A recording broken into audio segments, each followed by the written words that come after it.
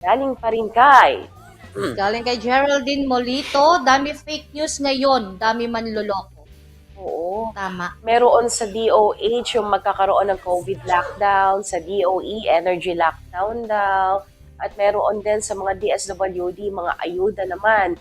So, wag po tayong magpapaniwala sa mga ganitong klaseng gawain na nagpapakalat ng fake news.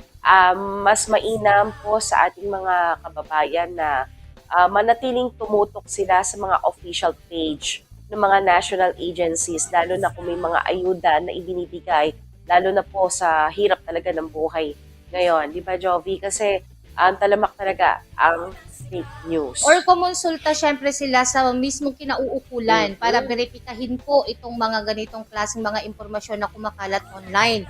Lalo na po ginagamit din minsan ng AI sa paggawa ng Yes. mga larawan, video o anumang mga anunsyo. Even mga logo ng ating mga national agency ay talagang ginagamit para lang makapanloko. Para nga naman magmukhang legit. Pero yun nga po, maging mapagmatsyag, maging mapanuri at verifikahin nyo po itong mga impormasyon na ito magtungo sa barangay. Kung hindi alam sa barangay, magtungo sa mismong opisina o sa kung saan man pong kinauukulan. At mensahe